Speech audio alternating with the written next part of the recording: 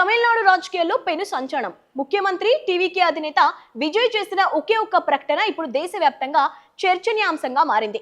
నిషేధిత ఎల్టీటీఈ అధినేత ప్రభాకర్ ను సీఎం విజయ్ నివాళులర్పించడం రాజకీయ ప్రకంపనలు సృష్టిస్తోంది. 2009 ముల్లివైకల్ విషాదాన్ని స్మరిస్తూ విజయ్ సోషల్ మీడియాలో భావోద్వేగ సందేశం ఇచ్చారు. ముల్లివైకల్ జ్ఞాపకాలను గుండెల్లో పదిలపరుచుకుంటాం.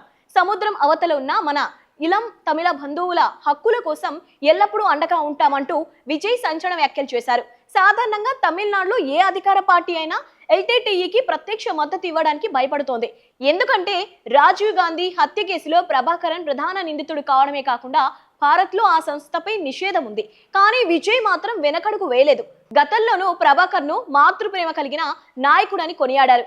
ప్రస్తుతం విజయ్ నేతృత్వంలోని మైనార్టీ ప్రభుత్వానికి ఎల్టీటీఈ అనుకూల వైఖరి ఉన్న వీసీకే పార్టీ మద్దతు ఇస్తోంది. ఒకవైపు రజనీకాంత్, కమల్ హాసన్ వంటి దిగ్గజాలు విజయ్ పొలిటికల్ జర్నీకి శుభాకాంక్షలు చెప్తుంటే విజయ్ మాత్రం తనదైన శైలిలో తమిళ సెంటిమెంట్ ను రగిలిస్తూ దూసుకుపోతున్నారు.